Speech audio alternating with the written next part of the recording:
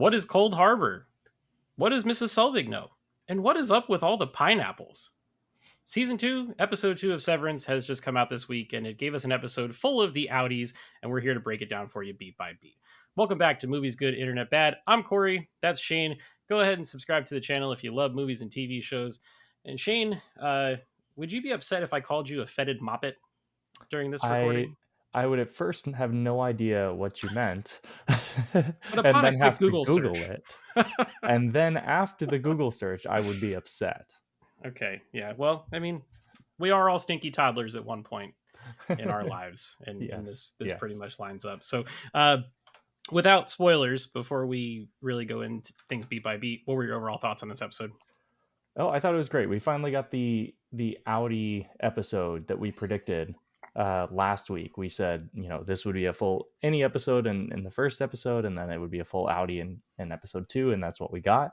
And I thought it was great that we got answers, but then so many more questions. So many more right? questions, and It we just wouldn't be good YouTubers if we didn't give ourselves a little tap on the back for yeah, correctly predicting something. right. So, but yeah, lots of questions. It's a big old mystery box, man. I feel like every new episode is just gonna ask more new things. Yeah.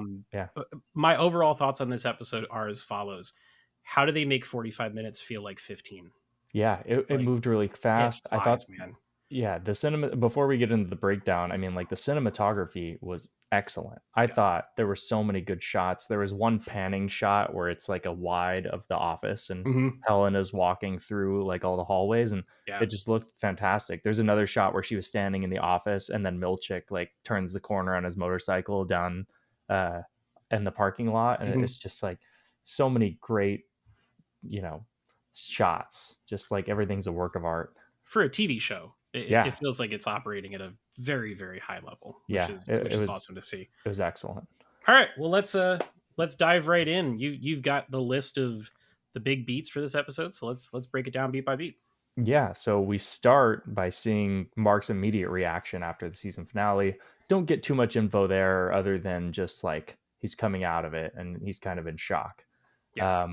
But then we cut to Helena, and Helena is having to face her father, who seems unhinged, and of course calls her what we have just mentioned, the fetid moppet, which means stinky child, which is such a weird thing to say. And it shows that this family is severely fucked. Oh, yeah.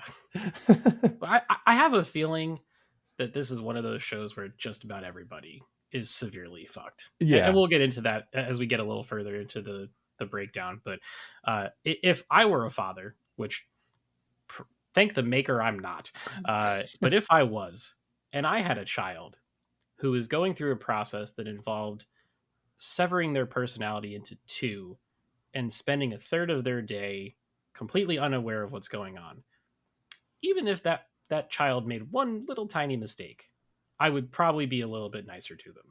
Yeah.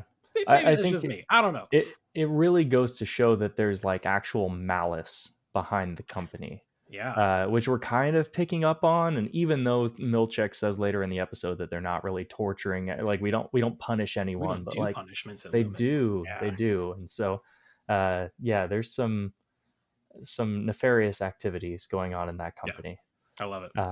But yeah, so then Helena basically tells Milchick to go fire everybody. She says, "Let Kier guide your hand" or something, but she basically means go fire them. So while he's going off to fire people, she has to record her little apology, and she says that she was drunk and she didn't know what she was saying. She was joking, blah blah blah. I'm joking. the best rebuttal for anything, right? Yeah. Well, in today's day and age, right? I didn't mean that. I don't know what you're talking about. But yeah, very interesting. Her excuses, not just that she was drinking, but she was drinking while also taking medication for a rash on her arm. That's obviously the reason we're not responsible for our own actions in any way here. So just kind of nudge that away and move on with our lives, sort of thing. Milchick has an awesome motorcycle. He does. Little action hero Milchick. The helmet is just pristine. Yeah. Like what is the guy, Mark's brother-in-law, Rickon. Rickon, Yeah, yes. he was really enamored with the helmet. Yes, yeah, I loved that. It's great. But yeah, so he basically goes to Irving, tells him, you're gotta fire you, and then he Yep. goes to Dylan and tells him that he started a fight, and Dylan's like, the hell? Dylan is not the type of person that would ever start a fight, so it was pretty funny. Yeah. Um, so then we cut back to Mark, and he's discussing with Rickon and Devin what happened. And Rickon makes the excellent name for Cobel Selvig as Cobelvig, which Kobelvig. I thought Yeah. was excellent. Like There's a hashtag campaign there. yes, Kobelvig. we're not going to call her Miss Selvig or Cobel anymore. We're just calling her Cobelvig. That's right. That's what we call her now. Yep. So very intentional by the showrunner there that we have the name for her. But then they're kind of gaslighting each other into saying that she's alive was about the baby and Yep. not Gemma. Yep. But none of them believe that. They're just telling themselves that, right? Yep. Because obviously the implications of it being Gemma are way more severe than it being about the baby. Little bit. Yeah. Um, it's one of those things where if you believe the lie long enough, it Yeah, eventually becomes the truth. And I think right. that's they're planting the seeds of that Yes. within the family there. Yeah. Yep. So then Milchek shows up, and they basically don't say anything to him, but it's clear that Milchek is like trying to get him to come back, which is interesting. And we kind of find out more later in the episode that he immediately fires the other two, but Yep. invites Mark back. So Hmm. we're immediately picking up on this fact that Mark is actually very important to the company. It's Yep. not he's not the rest are expendable, but Mark is very important for some reason. Yeah. We've got kind of hints as to what, but we'll go through. We'll talk about that later in the episode because they do discuss it.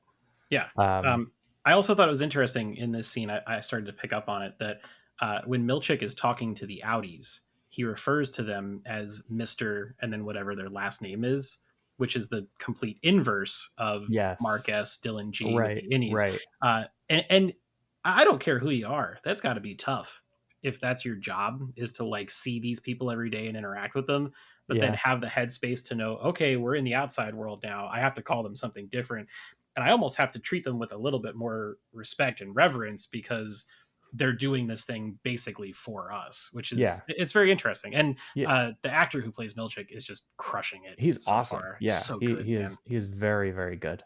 But I actually skipped one thing where Helena actually meets with Miss Cobell, Oh Cobelvig, yeah, earlier in the episode, and yeah, you get the vibe that she knows too much, or she has some sort of leverage over the company, yep, and so they are promoting her, but really they're kind of demoting her at the same time. They oh yeah, don't want her on the severed floor, and they even say so much later in the episode.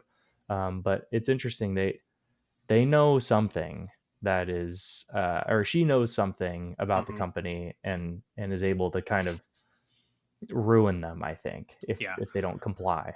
And it's classic corporate culture where Yeah. it's like we want to put somebody in a box, so we've created a role just for them and are giving them a promotion, and it's like you just never see or hear from that person again, and Right. they're just Right.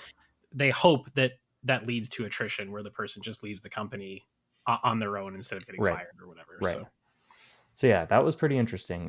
Sorry, I forgot to mention that earlier. But also in that entire conversation, that other guy is there yeah, monitoring the conversation. So there's some sort of babysitting going on for, I would assume, Helena. I'm not entirely sure, yeah, but she's that got a dude has a handler. wonderful deep voice. Yes. Holy cow, good for him. Props to that guy for having a deep voice. Congratulations. But yeah, so we'll skip further on in the episode, but then we get this scene of Helena watching the kiss from the finale of season one, and I thought this sequence was really great because Yep. as much as we're taught to kind of hate Helena, you can see some sympathy Hmm. because it seems like when she watches that video, it's like I've never experienced this in my life, like I'm stuck in this, like I have to be this person, and then Yep. when I sever myself, I can be free and do whatever I want and fall in love and all of that stuff. And I think that it really upsets her. Yeah, And you mentioned that before we recorded, that shot of her eyeball where she's looking at the screen was yeah. excellent. Well, so there's two of them. There's one that's tight on the eyeball with the reflection, and then it goes even tighter on it, Mm-hmm. and you can, and it looks like you just see the little cinemascope film strip of what's going on reflected in her eye. I love shots like that. Yeah. It's awesome stuff. Like the beginning of Blade Runner 2049 with the Yep. eyeball. There's a shot in Avengers Endgame when Captain America goes to space for the first time and they travel through it and it's reflected in his eye. And it's just a really cool way to do some visual storytelling. There's Yeah. another point later in the episode where uh, Mark is showing up to the office and Helena is looking down from the top floor at him, Yeah. Yeah. and you can see the little bit of longing in her eyes there too, which those shots, there's no dialogue there, but it tells you a whole lot about that character and how she's probably very, very, very alone, and Yeah. is probably admittedly a little bit jealous Yeah. of her Innie That's because she kind of what fell in I love, right? that's the vibe that I'm getting too, is the Yeah. jealousy vibe of the Yep. Innie. Yeah, it's really Uh, good stuff. It's really rich, she really wants layered. something she can't have, Yep. basically. Yeah, I think that's great. So then we cut to Dylan, and Dylan is interviewing for a new job because he got fired. And this was something that when I was watching it, I immediately texted you because it was such a cool Easter egg. He is applying to a door company, and Dan Erickson, who is the person who created the show, he said that he was working at a door company when he kind of came up with the show. Like he was working odd jobs, and that was the job that he was doing before making the show. So that was 100% just like a real life experience. I He's love putting that. that in there as like a personal touch. Super cool. But he said that on the podcast in season one, Okay. and so whenever I watched that, I immediately, like, it was like the Leo point, like, oh my god, door company, like I remember this. You talked about it, so that was great. But yeah, I thought that was really interesting too because you get this interview where Dylan is being interviewed by basically his clone. It was like a Mhm. mirror image Yep. of himself, and they're like hitting it off and talking about the doors that they love. But then the second he mentions that he's severed, the whole thing changes. Yep. Switch goes And off. yeah, and the world building there is great because you're immediately aware of, oh, these people are severely like looked down upon by the rest Hmm. of society when you Yeah. do this. Yeah. Uh, The so the guy says, he basically presents it to Dylan as like a moral issue. Like you yeah, shouldn't have done this. yeah, Not like oh well, you worked here. It's not like, oh, you worked at Coca Cola and now you're applying at Pepsi and we're gonna not hire you because you worked at Coke. It's a serious serious thing, yeah, that a lot of people seem to not be in favor of, which is also interesting given the world that we live in today, and the talk of AI taking jobs and all that other kind of stuff. An idea of a severed employee is probably something that would be attractive to a lot of massive corporations today because it's an easy employee. You can manage them very easily and they don't remember what happens at the end of the day. It takes away a lot of extraneous issues that could arise at a job. So I thought it was very interesting. And it also mirrors the application process for a lot of jobs today. yeah, When you're filling out your resume, you're very careful about what you put on there because you don't want to say the wrong thing or say you worked at the wrong place. And there's okay. So personal thing, I have type 1 diabetes. That's a disease that I have. Applying for jobs, they ask, do you have a disability? And diabetes is on there. And mm, sometimes on a job application, I would check it. And sometimes I would leave it blank because to me, it doesn't really affect the way that I work or the way I get my right, work done. But it could be something that gets in the way of me getting hired, which would be yeah, very similar to what these severed people are working with. right, So between that and the firing sequence earlier in the episode, just a lot of really good real life like, parallels. yeah, corporate culture type of parallels. Yep, Uh, executed really well.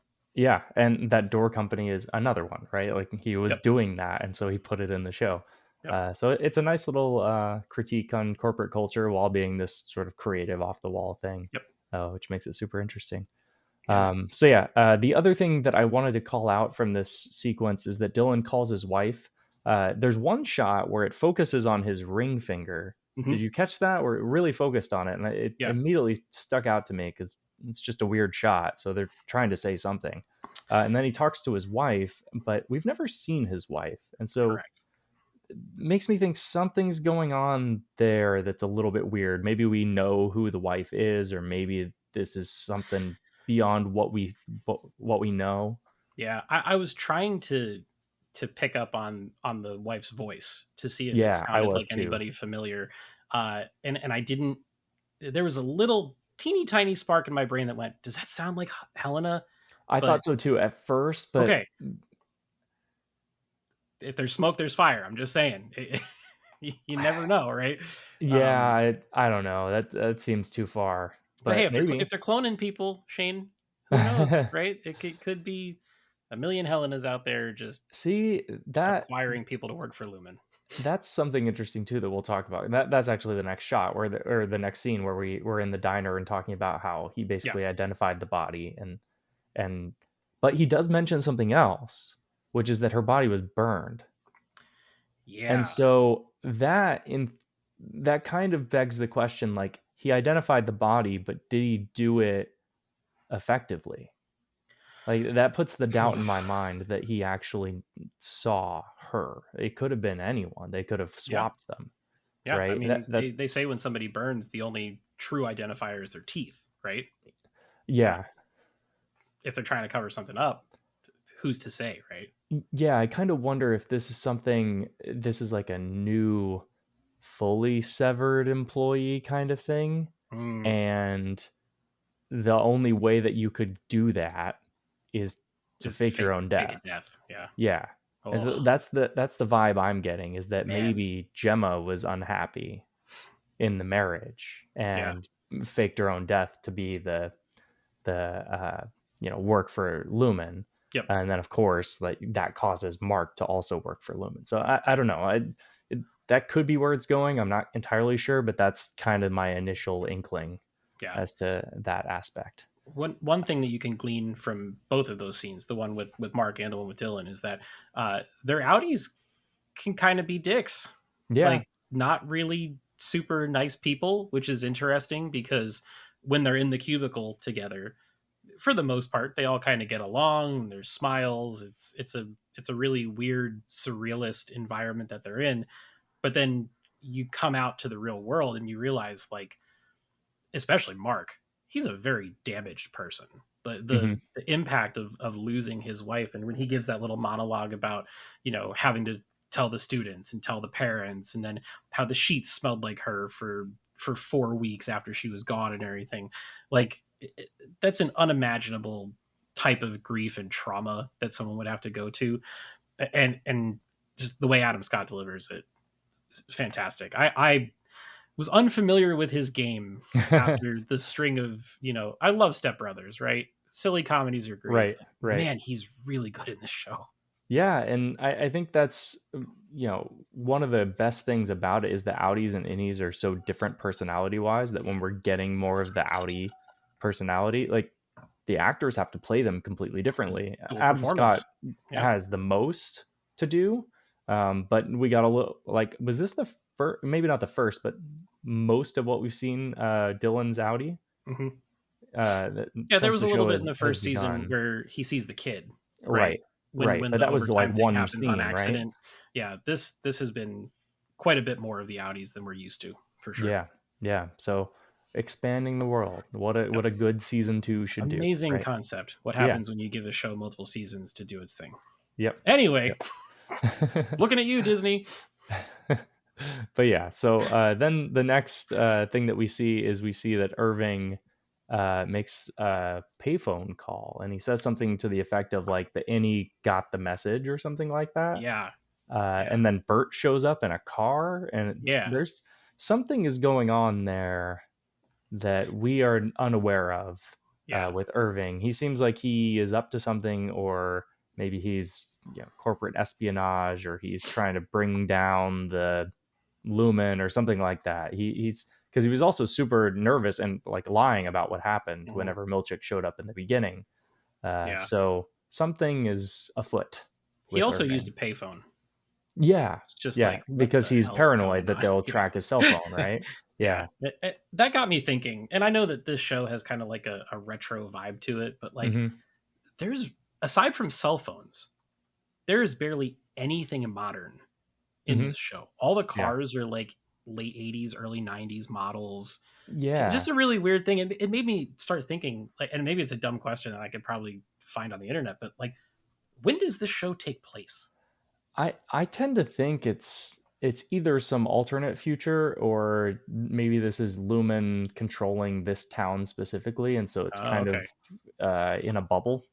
Mm. So you get kind of that oldness that they also mentioned this thing earlier, with the door company that they make all their own doors in-house and stuff like Yeah. that, Yeah. and Yeah. it's As just it's a pretentious or weird whatever. Yeah. yeah, weird stuff going on there. Yeah. Uh, I love it though. It's great. yeah, no, excellent. Makes you think. Uh so yeah, then after that, Milchick comes back to Mark again, and tries to convince him to stay at the company by offering him a raise, and then giving this speech about how any Mark is very happy, and if you just give any Mark time, then any Mark will make you happy. Yeah. It'll the effects will come through basically. Which that's a really fascinating idea Hmm. because in theory, they're two different people, right? Like they don't know each other, they don't talk to each other, Right. nothing really permeates between the two of them. But here's Milchick saying to him, if you just give it enough time, that happiness will find you. And he Yeah. even drops the bomb on it, but he's like, you found love in there, which Yeah. is really something interesting to say to a, somebody who's Grieving. grieving from Yeah. losing a spouse. Like that's Right, right. hardcore Yeah, stuff. and I think for him, it was the exact thing he needed to hear was like, "Oh, like, this is the happiness I've been searching for. Yep. And, like, this is the person I wish I could be." And there's really that vibe throughout where it's like the innie is the person that the outie wishes they could be, and Yeah. when you free everyone of all their burdens, they really shine through, right? Hmm. He says something about Irving being a like what does he say? Like dependable person Hmm. or something like that. Yeah. And then Helena is kind of wishing that she is this happy, loving person. Yep. And then you get the thing with Mark. It's really this vibe of like when you take all the problems out of your life, then you can achieve true happiness, kind of Yeah. thing. Yeah. I So heard an expression a long time ago that's it's only once you've lost everything that you're free to do anything. yeah, And that's yeah, kind of what the Innies, they don't know, right? yeah. They don't know any of that pain or anything. They just Hmm. show up, they live their life. The smallest thing is the biggest thing to them, right? Right. Because nothing else really matters. And Yeah. it's all really fascinating concepts that the show's exploring, Hmm. and I love it so much. It's great. Yeah, I love that concept too because they say like actually like if you're in a bad mood, if you intentionally smile, it actually improves your mood. I think they say something like that where it's like I if don't buy you that shit. yeah they actually they actually say like psychologically if you tell yourself you're happy, you actually will start to believe it kind of thing. Yeah, well, It's really interesting. believe the lie long enough, and But yeah, so then we get basically a recap of what happened in the first episode, but from right. the Audi perspective with Mark or Milchick, where he says he basically rehired two laid off employees, Yep. and got a foreign exchange employee Yep. over, which explains the other innies that Mark meets in the first Yes. episode. Hmm. Uh, and then they show the board thing happening where Mark is, basically going crazy in there and wants to see his friends. And Yep. they explain that the board is going to let him do that, because it seems like Mark is incredibly important to the company. And they mentioned Cold Harbor, which is what Hmm. his data refinement thing said in the Yep. first episode. And they said that they basically need him to finish that. It is Yes. very important that he finish that. And we already suggested that this was something related to Gemma. So Hmm. I don't know exactly what, but the threads are starting to come together there where his data refinement is extremely important and they need him down there. So Yes. they're going to do anything that he asks basically, to get him to go to work. Yeah, Uh, and that one scene, and them giving him whatever he needs and saying how important it is that he finishes this project, it helped reframe things nicely to remind everyone that Mark is the main character of the show, yeah, right? Because it's easy in an ensemble piece where there's so many people who are so good at what they do that one might outshine the other, and you yeah. might think what's going on. This really recenters things, and it's like this is the guy everybody else is supporting, He's which is pretty cool. Lumen Jesus, basically. He is, yeah. It's the hero's journey thing, right? Yeah. You Yep. He is needed for something very important. Um, the other thing that I noticed in this scene was that they mentioned like the board is also going to give him Heli R, and they kind of look at each other. Yeah. And the theory from the first episode is like, is she Helena or is she Heli R? Yeah. And they intentionally do not tell us in this episode. When she goes down there and they show her, they don't show her switching, Yep. which everyone else they kind of do. And so begs the question, and it's certainly a question that they want us to be thinking about: is this Heli R or is this Yeah. Helena?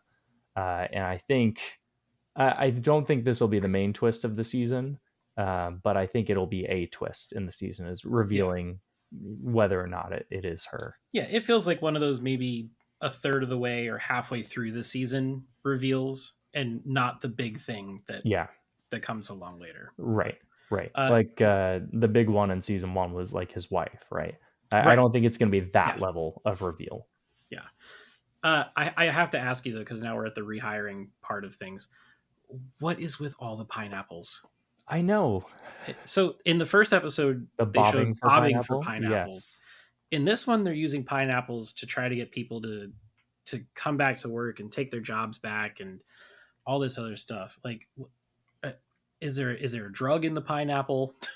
I don't Like, know. Yeah. what are we talking about here? Or is it just like a really just weird off kilter thing that they do? It's like people say that a fruit edible arrangement or something is like the most disingenuous gift you can send Right. someone. Is Right. it that kind of thing? Like, what are we I, talking about here, man? I to me it was like a work culture kind of joke where it's Okay, like, like a of pizza course a party pineapple for would, for yeah, doing well or something. Okay, exactly, yeah, exactly. we won't pay Yeah, you more, but we'll give you a pizza party. exactly. I think that that's kind of what it was. Okay. And we kind of get that vibe from Ms. Selvig, Kobelvig, in the Okay. last scene where she's Yeah, yeah, like, yeah. "Did it involve a pineapple?" And she's like, over this shit. She's Yep. just like, "No, I don't. This is too much."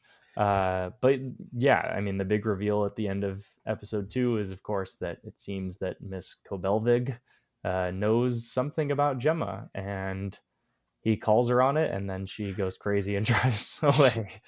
She's I out of I here. would not feel safe being a pedestrian in that Yeah, town with yeah, her behind the wheel. That's all I'm gonna yeah. say. No, I think that Patricia Arquette is really good in that She role, is. Yeah, and she's like the one source of like real melodrama in this show. Like when she goes off the edge, which has happened a few times now, she goes way off the edge, yeah. and She goes big. it's great. So, but yeah, so my question now that we've seen this, we've gone through this entire episode, and it's bookended by Kobelvig on both sides of it. Do you think that she accepted the promotion, or do you think that she decided to leave the company? I think she's leaving.